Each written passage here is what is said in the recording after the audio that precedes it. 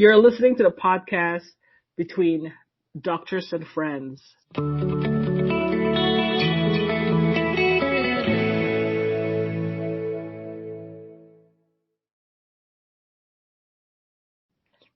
Hello to another weekend of Between Doctors and Friends podcast. We have here Dr. Ray, a board certified OB-GYN, and Dr. Foz, board certified primary care. How are you two doing? Dr. Ray, let's start with you. Doing well. Yeah, having a good weekend. I'm on call this weekend, so I've done about 4 deliveries, 2 of them after midnight last night, so I might be a little quieter, a little sleepier right now, but otherwise, so far so good. Wow. Okay. Aww. And Dr. Foz, how are you doing? Okay. Same old, same old. Same old, same old. So we had discussed this in the past. Like, what is the latest time to drink caffeine? Because last night I was up and energized, no idea why, but I think I had coffee around 1 p.m. It's different for everybody. Okay.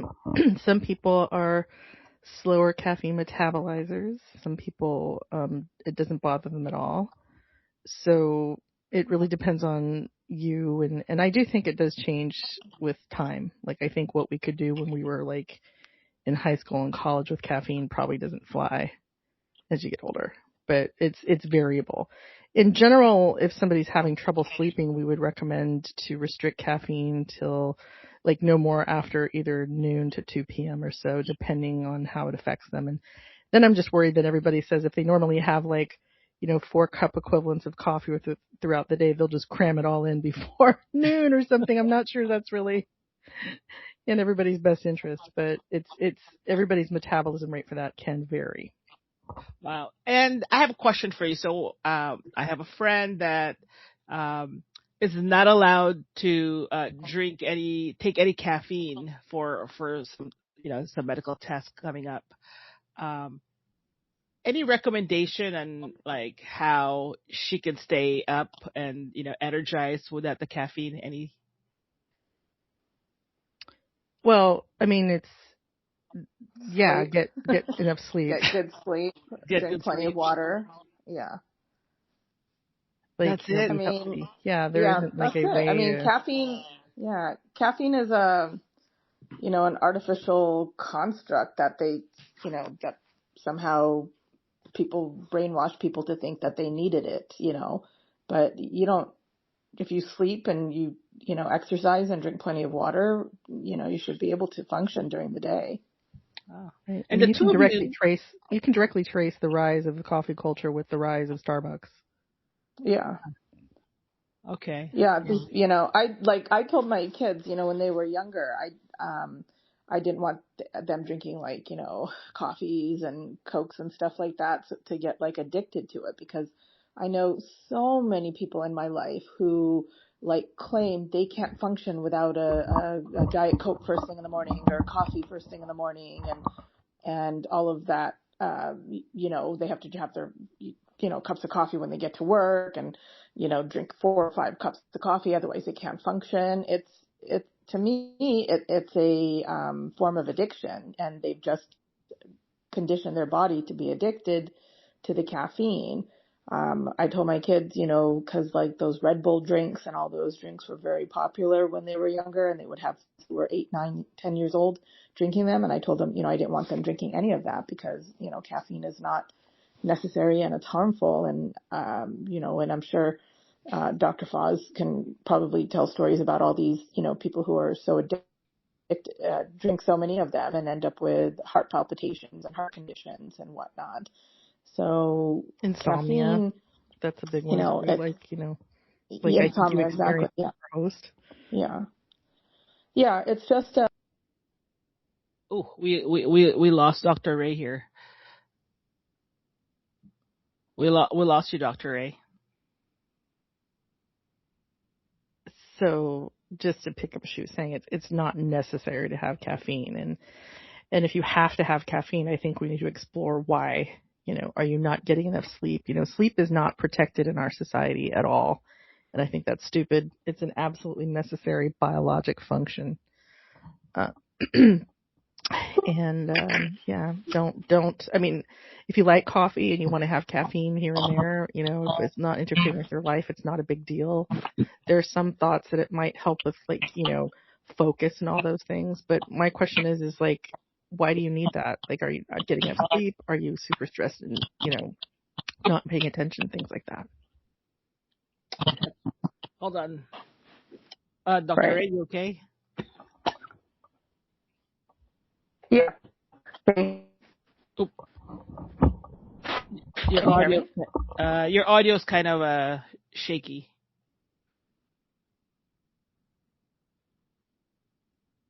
What about now? Can you hear me better? Better. It's okay. I'll clean this up. Okay. Okay. Well, when I was in high school, go on. Oh no, I was just going to say, caffeine is not necessary, but sometimes there is some medical benefit to it. With people with really bad migraine headaches, taking some caffeine does kind of help with the relief of those headaches.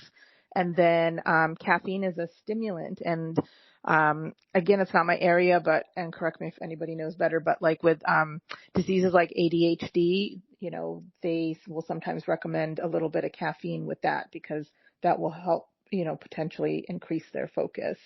So there might be some medical benefit to it, but it's not, needed on sort of this daily basis that people have gotten dependent on. Wow, ADHD, won't caffeine kind of just make you go, wow? Go all Stimulants over the are what are used to manage ADHD when you have not colloquial, I think you have ADHD because you're not focusing kind of thing, but like a medical diagnosis of ADHD. The treatment is behavioral. There are behavioral things, but also stimulants. Oh, fascinating. So caffeine can help with that. There is some health benefit to coffee, so it kind of depends. And I don't mean coffee like, your mocha latte, frappuccino, macchiato, sugary drink. I mean like the actual coffee is maybe protective of the liver, and it may be helpful in protecting us from diabetes to some extent, but I mean, it's not an end all and be all and cure all. And if it is something you don't tolerate or causes problems for you, then it's not a great option.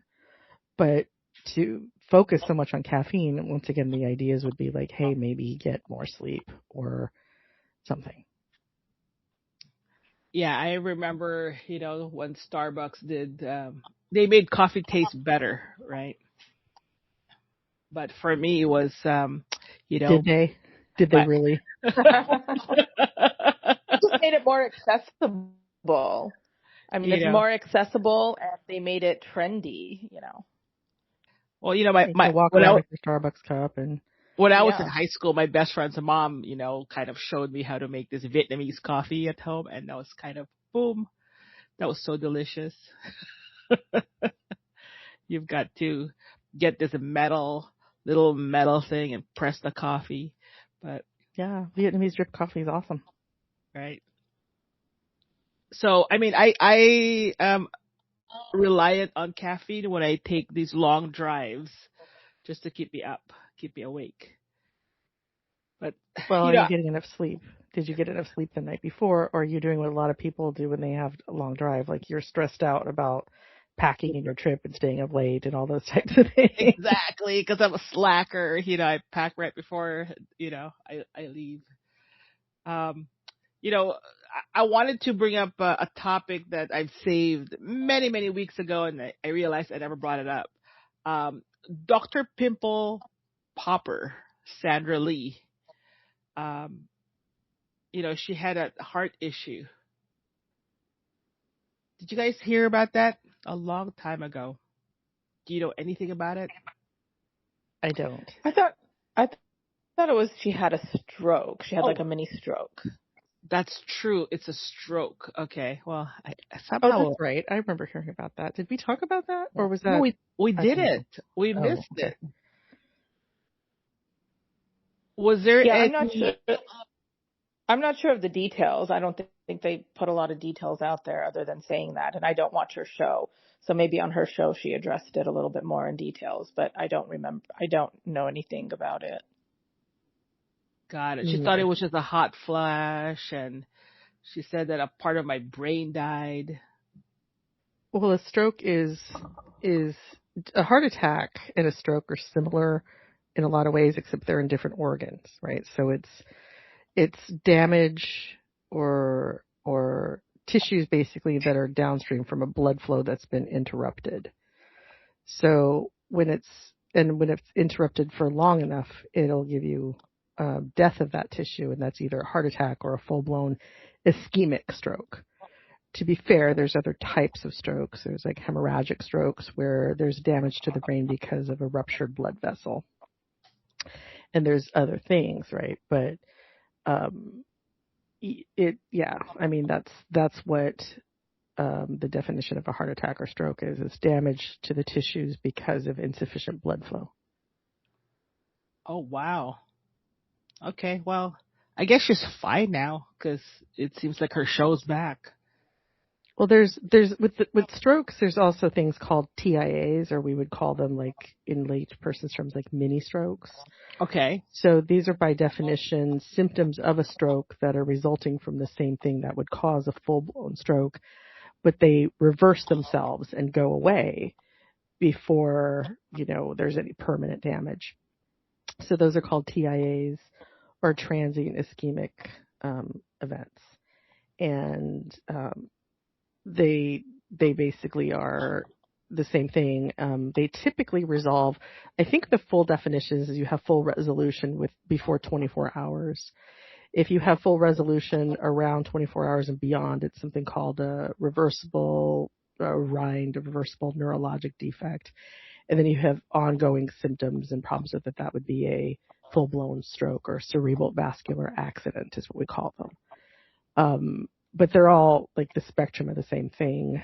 Once again, when it comes to the brain, you can have things that are not due to clogged arteries, but due to hemorrhages in the brain, so ruptured aneurysms or ruptured blood vessels.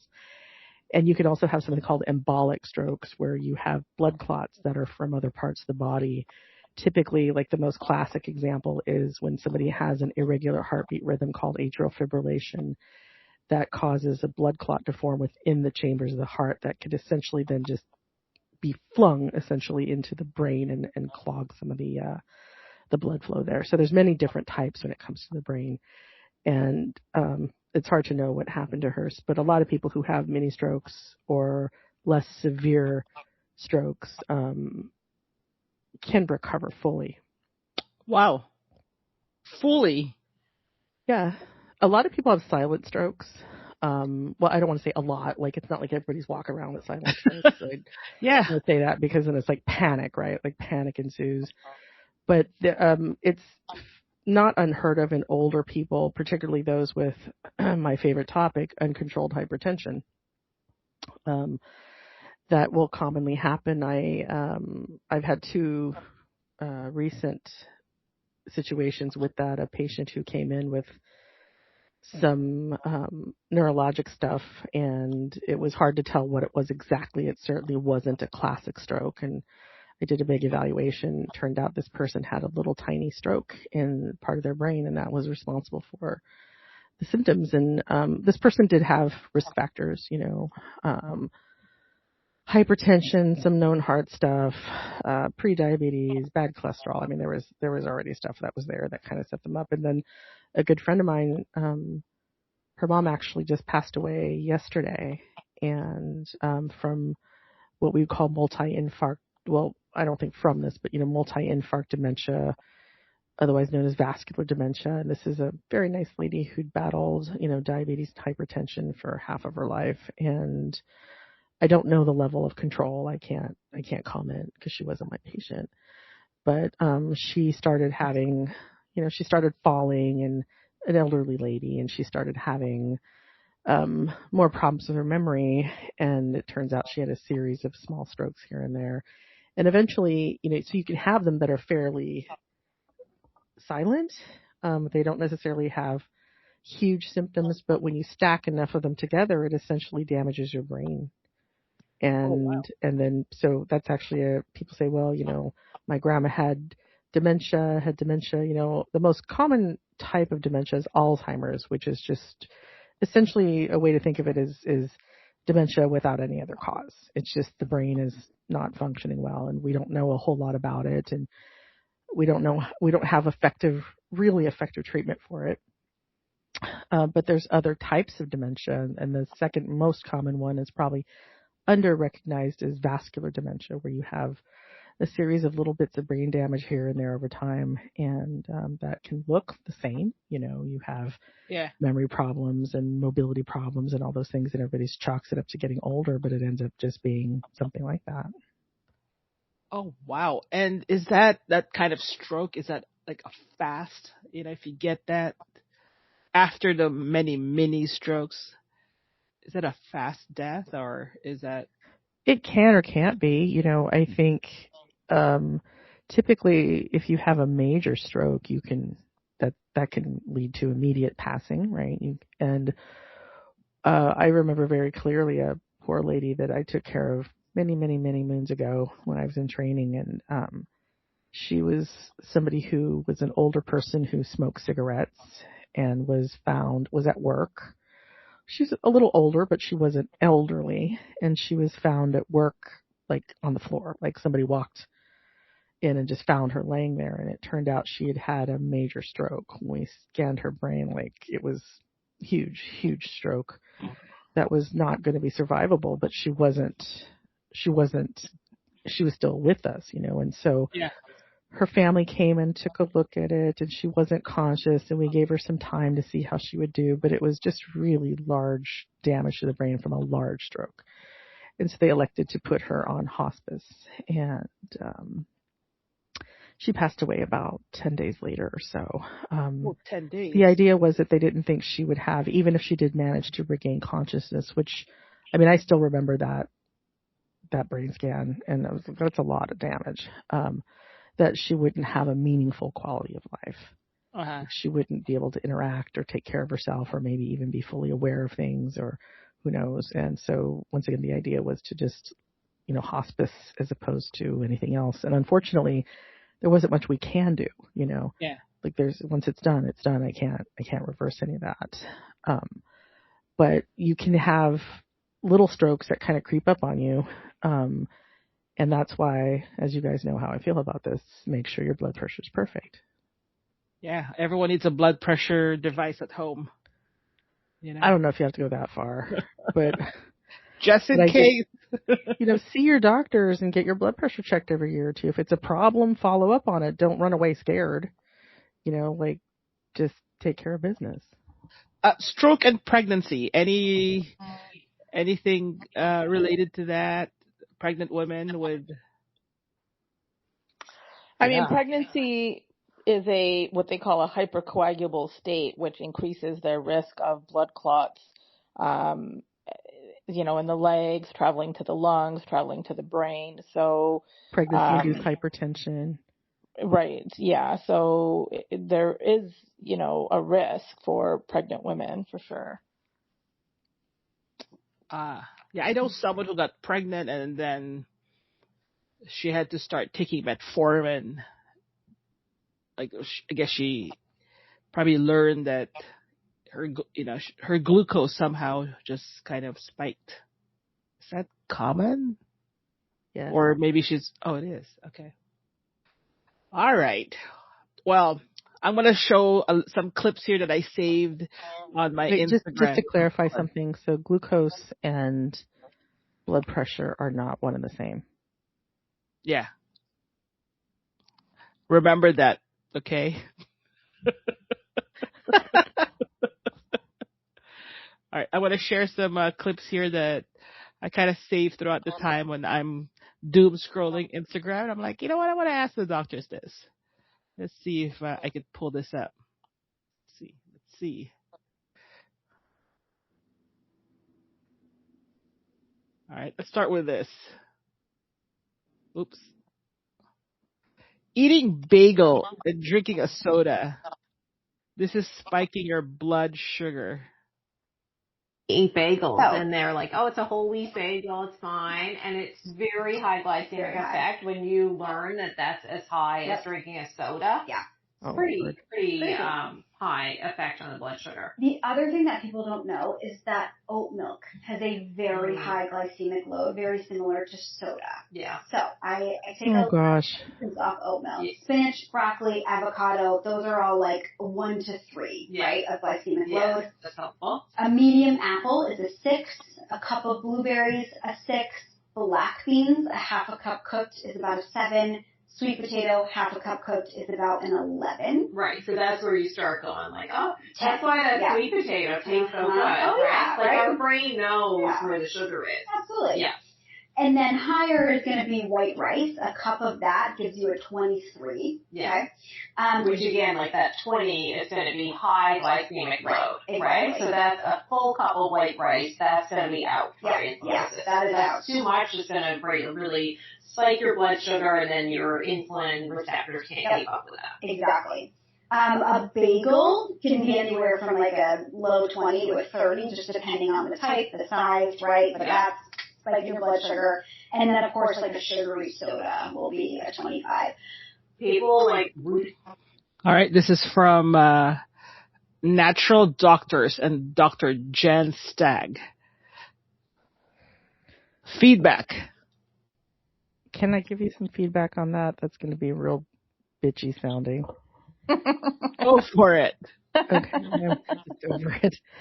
When you start to talk like this and try to put science behind it and like, you know, it's blueberries and are really good for you and like sugar is so bad for you, you sound like a moron. Oh my God. I don't care what you're, if I this doctor podcast versus their doctor podcast. I don't care. Come at me, bitches. Oh. You sound like a moron. Oh my goodness. Oh my goodness. Let me get a sip of my coffee. I can't stand that very like, it's like what, that is not a California accent. That is a Valley Girl accent. That is something that's cultivated and you sound like you're stupid. Yeah. Look at that. So if I went to a conference and somebody was talking like that, I'd be like, who is this idiot? I'm sorry. Yeah. I'd be like, automatically anything out of your mouth at that point is suspect. I don't care how smart you are. Think twice.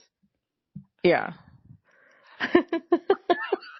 Steve Jobs, did he ever sound like that in a conference? And friends. Does Mark Zuckerberg sound like that? Do any of these people who like get in front of no. And that's what makes women look dumb. Don't do that. Yeah. Oh my goodness. We had a rough night this night. This went left real quick, huh? Have a drink, Dr. Foz. I was just annoyed by the way she was talking, but I was like gonna let it slide. I was like, whatever it is. But you would think that somebody who's in some kind of professional media type thing would have been told by some sort of voice coaching or dialect coaching person to like a certain way to speak and everything. Like these, you know, like the news anchors, they all have their news anchor voice, you know, which is very proper, and their, you know, their pronunciation is very, you know, exact, and that's not the way they talk like when they're at home. So you have to have sort of a professional voice if you're going to be doing something professional like that. It sounds, you know, you just sound dumb.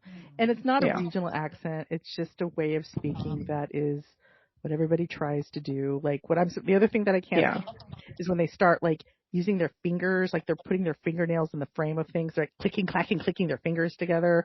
Like, okay, sorry. It's just not very professional when it comes to what they're saying. I mean, sure, there's legitimacy to it, but I think to try to put a scale onto everything it's not, a lot of these things I would say are not really as discreet as they like to make it. obviously anything that's starchy, which bagels are, they tend to be large, they tend to be starchy, are going to be a higher glycemic index, so more rapidly converted to blood glucose than something that's lower glycemic index, like whole grains or berries, Sourdough as they were bread. saying. But I mean, to say, well, this is equivalent to this, I mean, yes and no. I mean, I think it depends on what you're eating it with. There is some effect on combinations of foods. If you're eating that bagel, and let's say it's a whole grain bagel with like a lot of sesame seeds on it, and you're eating just a little bit, and you're having it with like a nut butter, and I think that's going to be less of a blast to your glucose than if you were to have like a a, a Cream cheese. plain bagel with jam on it or something. So what about like sourdough bread versus bagel? I think that a lot of these things are kind of splitting hairs. Okay. There may be a little bit more nutritional benefit to something like sourdough as opposed to not. I don't really know how that works because this is what everybody says. I didn't sit down and read any like double-blinded, placebo-controlled studies on sourdough bread. But I mean, it's like if people talk about like probiotics and probiotics, okay, great, totally agree, but not when it's cooked bread. Like the temperature to make bread done is 205 degrees Fahrenheit. So by that time, you've killed off any probiotics in it, so you're not benefiting from that. Because Costco has this like blueberry sourdough bread. It's so good. And then you like slather it with cream cheese. Nobody says sourdough tastes better. My sister just bought that for the first time like 2 weeks ago. Oh, it's so good. And then Yeah. you just like a thick of like cream cheese there. See, once again, we just love Costco. So aside from how they sound, Dr. Ray, any feedback on that? No, I mean, I think what they're talking about is legitimate. There are certain foods that are going to spike your glucose, and sometimes you don't think that those are the foods. Like they said, like with, sweet potatoes. You're like, oh, it's a vegetable. I'm going to eat a vegetable, and it's going to be fine.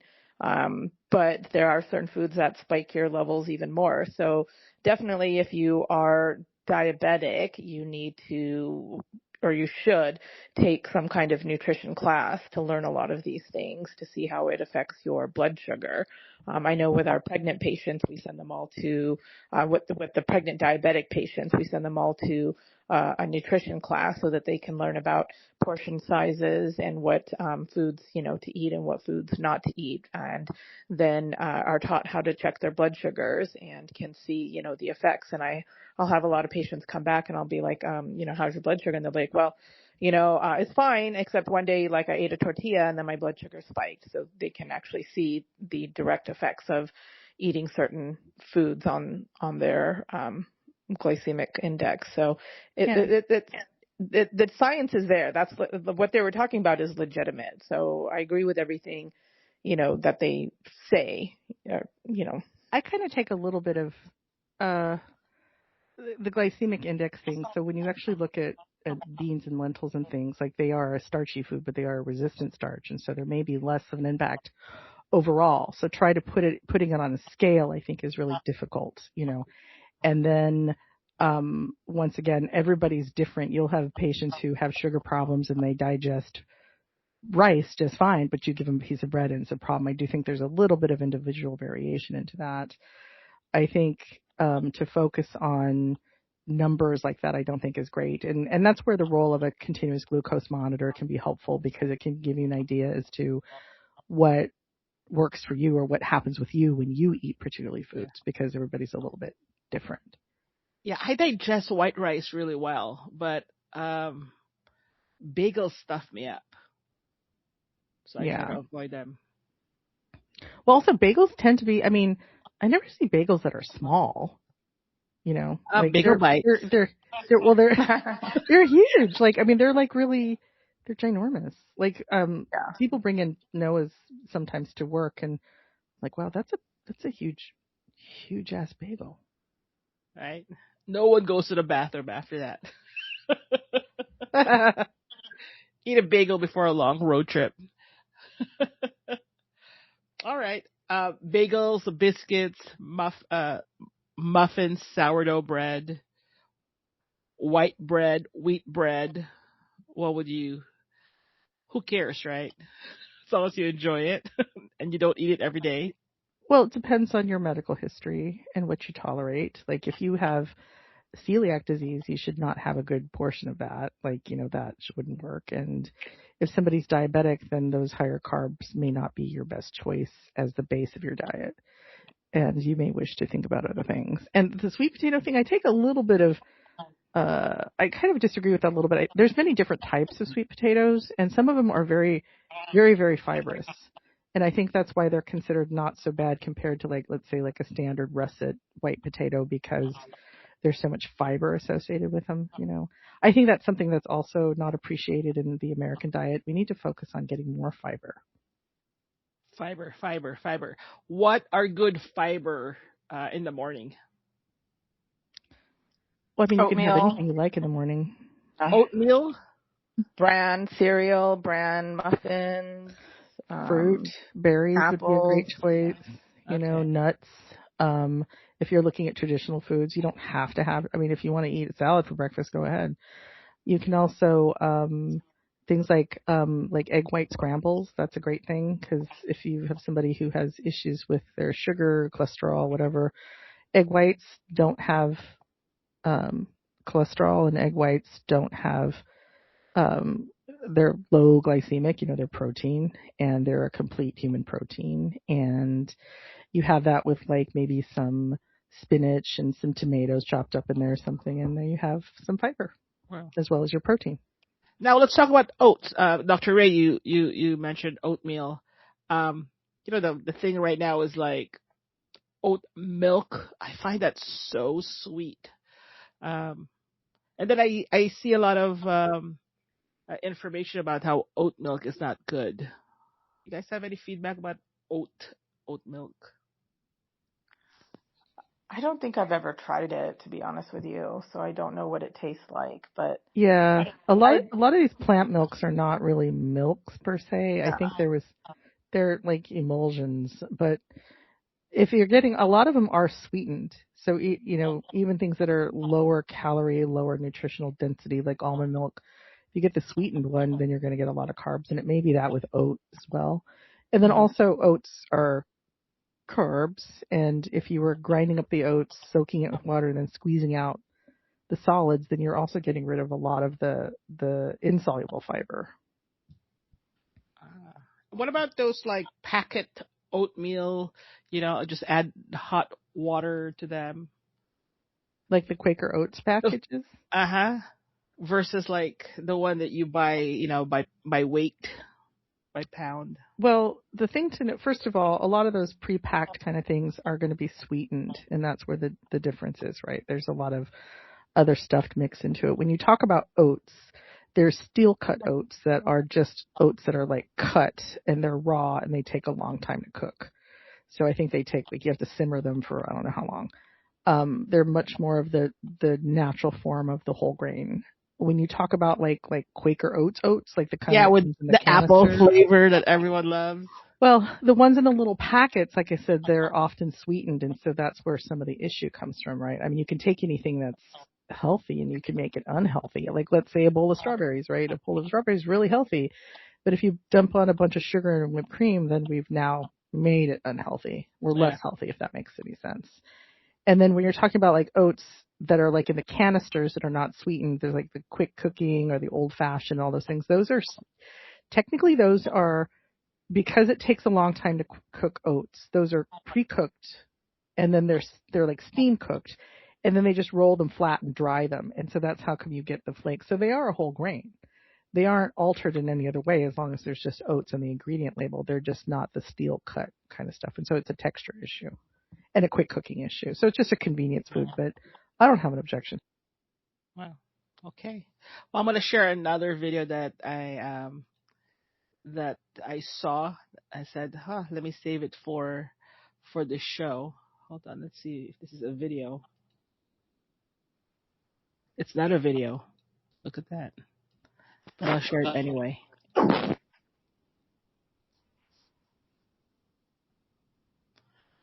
It says right here, viral ultrasound footage reveals what babies really do all day.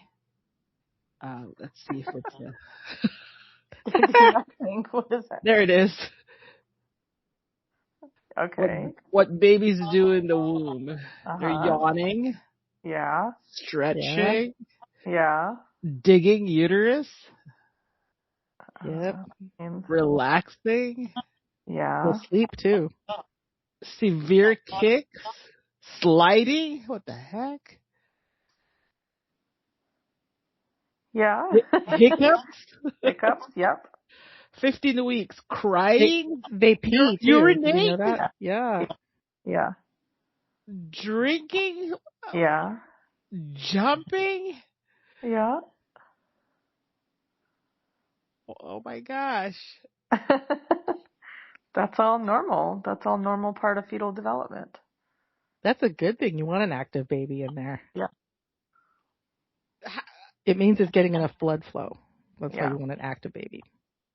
So like, this is 15 weeks? Is this like what you see, like when you do the scan? Or no? Yeah. I mean, not all of that, but you can catch it, maybe now and then. But yeah, I mean, you see the baby moving. You can see that. Yeah. How does this affect the mother? I mean, What do you The mom will mean? feel it. Yeah, the mom feels the movements, which we want her to feel. and it doesn't hurt. It doesn't hurt her because obviously I've never been pregnant before, so I'm asking this question. No, I mean, fetal movement doesn't hurt. Sometimes they can kick in a certain way that makes it a little uncomfortable, or they can get up under your ribs and kick from there, so it makes it a little uncomfortable. But just being pregnant in general is very uncomfortable situation. But the movements from the baby are not painful to the mom. Otherwise, every single pregnant woman would be lying in pain. So it's like they're encapsulated, like They're in a sac. They're in the amniotic sac inside the uterus. so are they like drinking their own urine? I mean, is Yeah. that what's happening? 100%. Wow. Yeah. And they need to in order to develop their GI system and their lungs. Wow. So it's very normal. Aliens. Oh my gosh. I like to think of it as parasite, but that's a whole other story. Oh my And gosh. they are parasites. They are. They're living and extracting all their nutrients and everything they need from the host. So Beezus went to go throw up. yeah. He's like, I'm out of here. I'm out of here. That is so wild. I mean, so I saw, I don't really go to the theater much, but I finally saw a movie last Friday night called Disclosure Day by Steven Spielberg. Oh, did you see it? I want to see it. Oh, I've never heard of it. What's it? maybe because I don't know, maybe because I'm Gen X, and just really enjoyed the Steven Spielberg I didn't realize that John Williams is still working.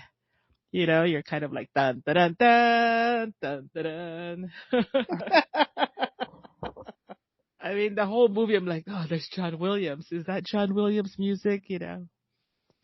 But I had fun. It was fun. I enjoyed it. Spielberg's movies always have a distinctive soundtrack. Right? Yeah, it's got It's like Tim Burton's use of all, Danny Elfman. It's always similar, Yeah. But John Williams, John Williams is the one. Yeah. You're like back at Universal Studios, and I enjoyed it, like watching it on the big screen. And of course, I'm drinking something I shouldn't be drinking, an icy. But how bad is it? Icy? Really bad. Sugar. Right? Except I found that the popcorn in the theater was so salty, and I couldn't even eat it. I think it's from the butter. You think the saltiness is from the butter, or did they really salt them? I don't know. I love movie theater popcorn, though. It's probably the worst thing you could eat. Like Yeah. loaded with trans fats and sodium and I think the butter that you put on separate, right? When you go to the theater, don't they have that little pump that you put the butter on? So I think maybe they just salt it. I don't know. Like salted butter, right? I don't think they use butter. Butter is expensive, and technically butter has a lot of water in it. So it's But really they have not that little healthy. pump, like by the Yeah, it's like condiments. butter Like flavored oil. Yeah. What? Probably. Yes, it's butter flavored oil. Look at it. It'll Probably. never say butter. It'll say butter flavor. Yeah. So stay away from that then. Yeah, it's really bad for you. It's probably I mean, stay away from probably everything. coconut oil, but it's probably not that either because it's expensive. It's probably some sort of vegetable oil blend with butter flavoring in it, and that's why it's so good. Remember in the 80s we had like that spray butter? Oh yeah. Do they still have that? I forget what it's called. I don't know. God, I think maybe that's what you should bring to the movie theater. Spray butter. Is that the one with that had what was his name? It's like a yellow bottle. Yeah, I can't believe it's not butter. Oh, with Fabio. Yeah, with Bobby. I'm all swirling my hair. But yeah, so I mean, it's about like aliens, and so that clip just reminded me of aliens. So so you're saying it are parasites. That's kind of, I mean, that's so strange. So Dr. Ray, when you did this ultrasound, that you're like, it's normal. Yeah. Everything on there was normal to me. Oh my God. To be honest, like, I'm going to save this for this show. Yeah, well, I can imagine that it's not something that the layperson would normally consider or think about, Yeah. Pregnancy. Okay, so here's another one about pregnancy. Okay, one more, and then All right. when I see this, I'm just like, I'm gonna save this for Dr. Ray. I want to get your feedback. Begins as a single fertilized cell, rapidly dividing. 3 trimesters guide this transformation, each with a distinct role. The first trimester builds the foundation, forming organs and vital systems. The heart starts beating and the brain begins early development. This stage is delicate, where early changes can gently shape long-term development. The second trimester shifts toward growth, structure, and increasing stability. Bones harden, movement begins, and the body starts to take shape. The risk lowers, but demands on the mother steadily increase. We'll stop this here. So, Dr. Ray, is this something that, when you're in med school, that how you pictured it? I'm not sure. Because I'm obviously so I'm obviously so fascinated about this because it is very fascinating. Yeah. Yeah. Visually, I'm just like, oh wow. I was in med school in the 90s, so we didn't have this kind of visual aid type thing. So we just had, pictures drawn into an anatomy book that we looked at. So, I just had still pictures and sketches to look at. And then, we did perform ultrasounds, as well. So, but everything she said is true. All that science is true. That's exactly what happens. Now I'm going to ask you, when was the first time you saw a baby delivered for both of you guys? I was in med school. Let me think. I think I was a first-year med student, and we got assigned with preceptors who we could shadow, for a couple weeks or a day. I don't remember how long it was. And so I got assigned to an OBGYN, and I went with him to watch him do a delivery. So I was probably first year med student, or maybe towards the end of my first year. And you didn't throw up? No. I was pretty surprised and maybe a little bit shocked about everything. And then that was the first time I saw what a real life placenta looked like, and thought that was kind of, a little bit disgusting, but no, I didn't throw up. Yeah. Okay. What about you, Dr. Foz? First year med school had to have been in the first quarter-ish or so, because I remember it was still warm outside.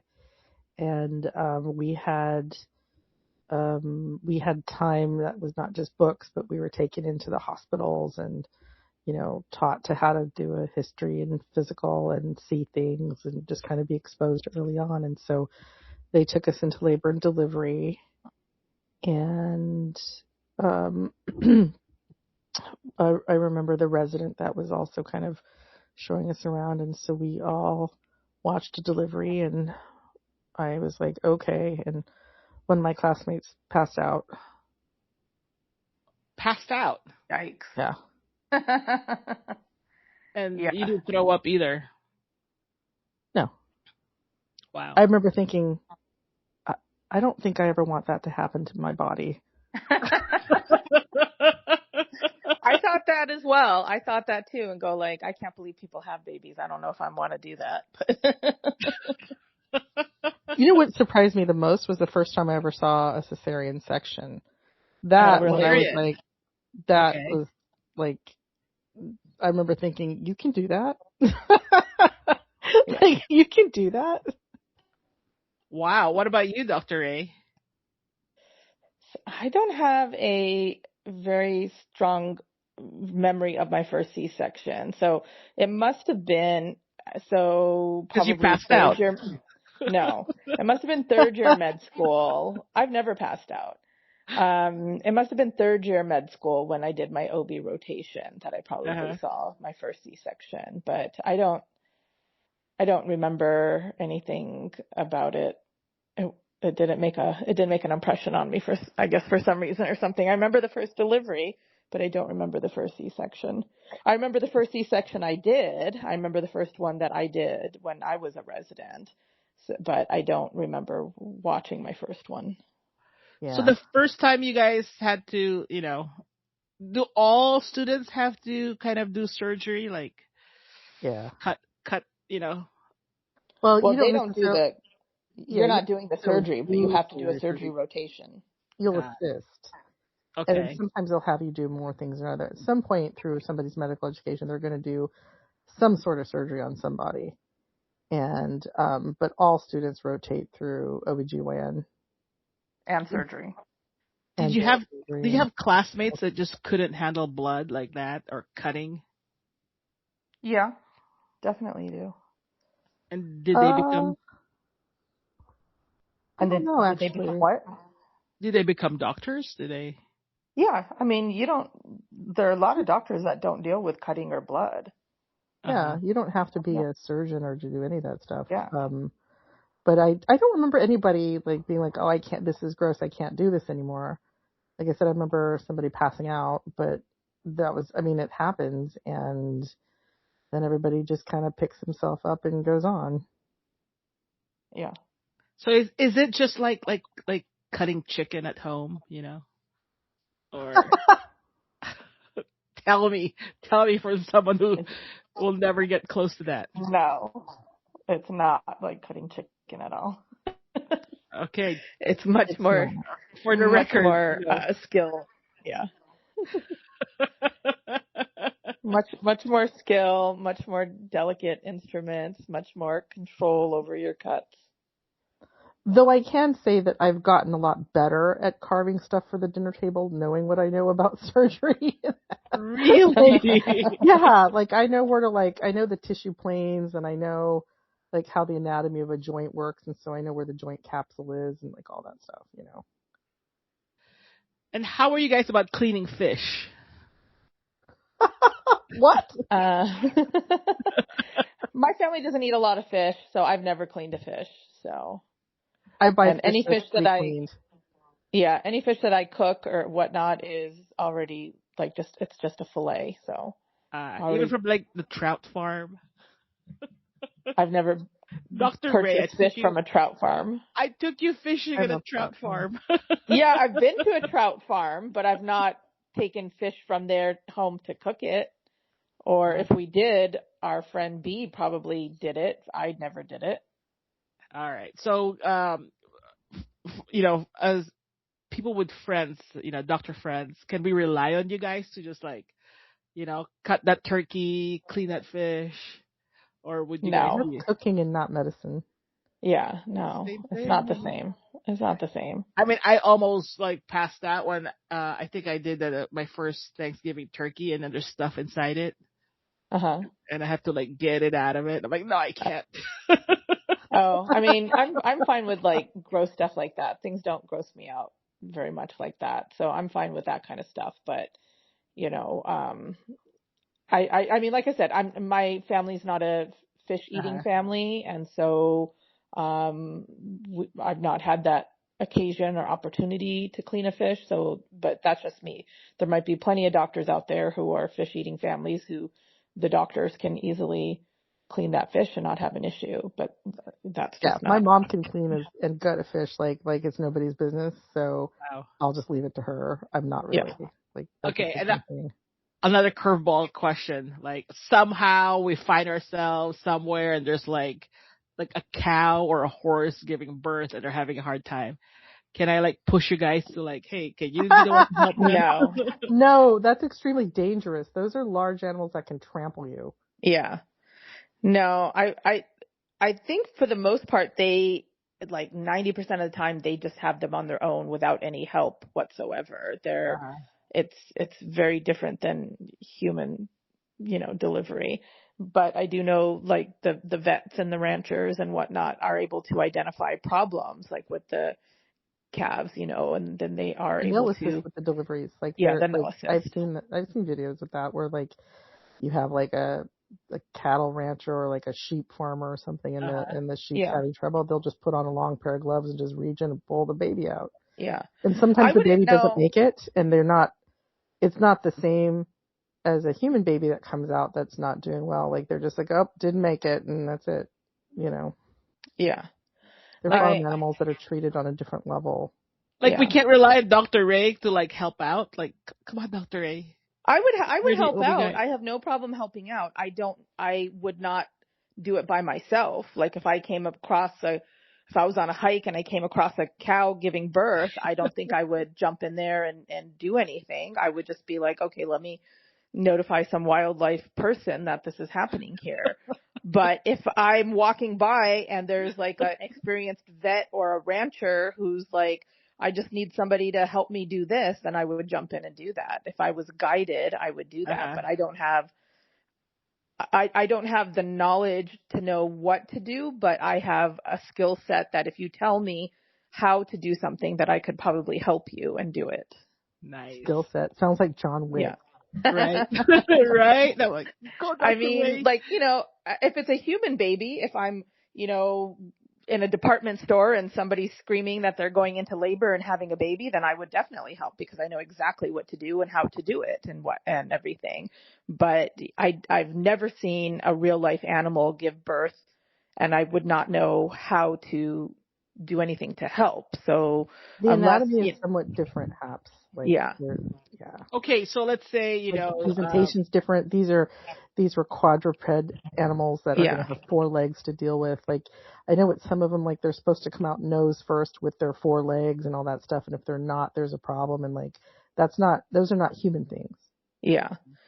So I don't have that knowledge whatsoever. So if like I said, if there's a vet there and they're just like, hey, help me out, put on some gloves and reach in here and do this, then I could do that for sure. But I and you wouldn't just won't be walk. grossed out. I would not be grossed out. Okay. Wow. That's good to know, Yeah. between doctors and friends. Yeah. So, There's but any ranch hands out there that need assistance.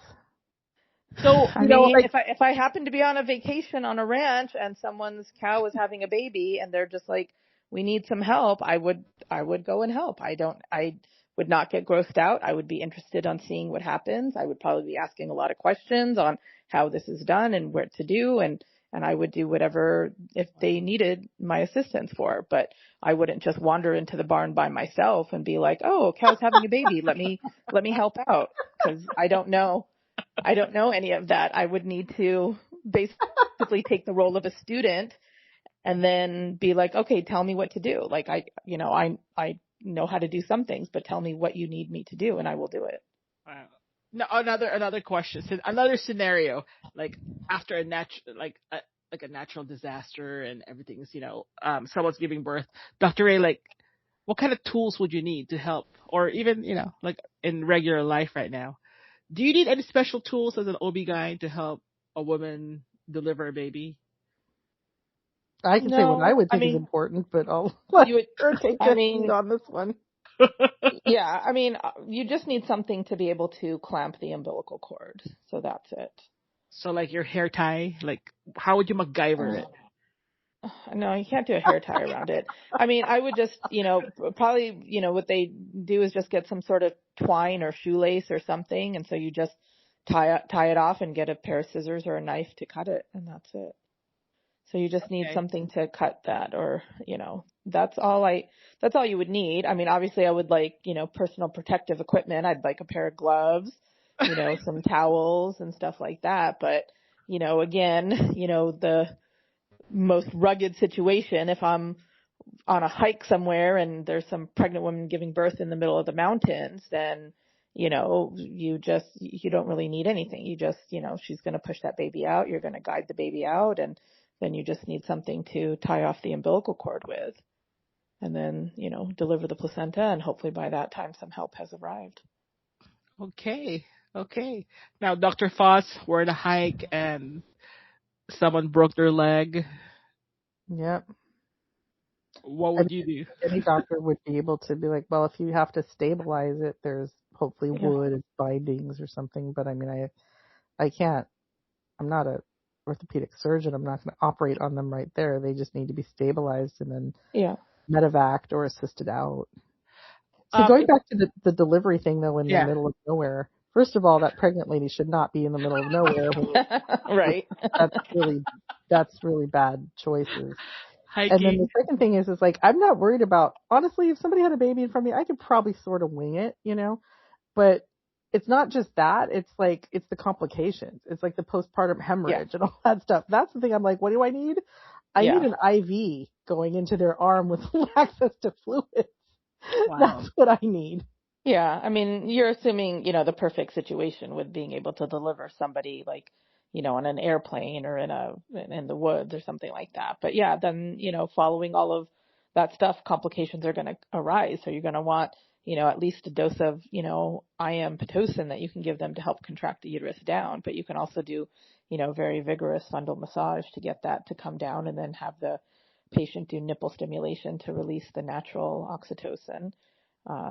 So there's, but yeah, you can end up, she can deliver the baby and have, major complications. So, yeah. Wow. And then you got a newborn that you're hoping, is.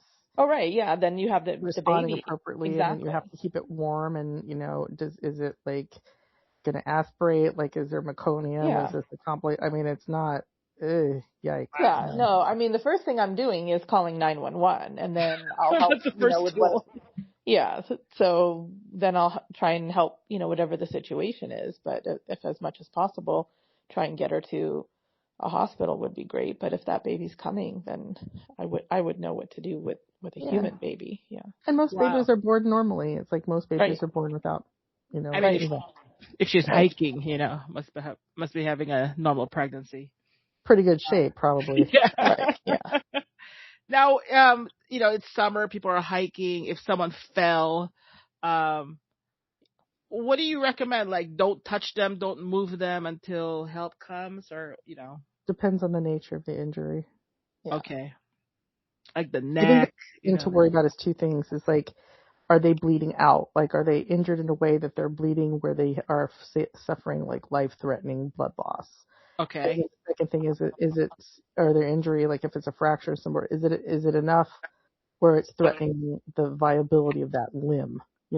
It's one thing to kind of break your ankle a little bit and you need a cast and you'll be fine in 6 weeks or 8 weeks or 12 weeks or whatever. But it's another thing if you break it so bad that like now your foot's not getting any blood flow. That's more concerning. Got it. Okay. All right. Well, you know what? That ends this episode. If you're pregnant, do not go hiking. At least bring a. They can go hiking. There's no reason that a pregnant woman can't go hiking. So talk to your doctor, make sure there's no restrictions, but you can still go hiking. Okay. And a lot of pregnant women can go hiking up until their 9th month, but you just want to make sure where you're going hiking. Obviously not going somewhere very remote where if something happens, they have to medevac you out. But if you're going on a little, loop trail around your city, where it's, easy enough to get help, then Yeah. that's fine. But pregnant women are not disabled. They can do all types of activity, and we encourage exercise, Okay. walking, especially in the last month of pregnancy. So Oh, we lost her again. But maybe she's getting a exercise. call. The moral of the story is exercise in pregnancy is good for the pregnancy. right, As long as you're, yeah. and yeah. Well, for me, the lesson is if you're pregnant, you should be carrying like a clamp and, those scissors. I mean, just in case. I don't think that's I don't think that's necessary, and I think you'll be worrying about pushing the baby out and all sorts of other things than to be worried about, where your clamp is. But it's very easy. It's very easy. You can just get, everyone has someone around you who's going to have a shoelace. So you just, take the shoelaces out and tie it off, and, something sharp to cut the cord. It's not, anything that is needed, a special equipment that's needed. I mean, I had a friend who carried around a box when she was pregnant. The entire time she moved around, she carried around this box. And I'm like, why? What's in this box? She's like, oh, it's the placenta. If I give birth, it's where the placenta would go. So you might Was as well. she one of those that was like trying to she wants to eat her placenta later kind of stuff? No, I think. Yeah, go on. I think I know what you're talking. I know what you're talking about, and I know who you're talking about. No, It's for the cord blood banking. It's a box for cord blood banking. So you can apply to bank your baby's cord blood, and that can potentially be used in the future for genetic abnormalities like maybe multiple sclerosis or leukemia. And when you're pregnant, you pay for it, and they send you a box that contains the collection kit, and then you bring that kit to the hospital. The doctor collects the cord blood into that kit, and then they FedEx the kit back to the company. So she was carrying it around on the off chance, and we do tell people, you need to keep it near you, because if you, say you live in Houston and you're just like, oh, we're going to San Antonio for the weekend, and you happen to go to San Antonio and then you go into labor in San Antonio, if your box is home, the hospital doesn't carry them. So you wouldn't be able to collect the cord blood. So you should keep it with you. Just keep it in your car, wherever, just in case you do anything. But obviously if you're, staying around your house and local, then you just need to keep it home with the rest of your stuff so that someone can run back and get it.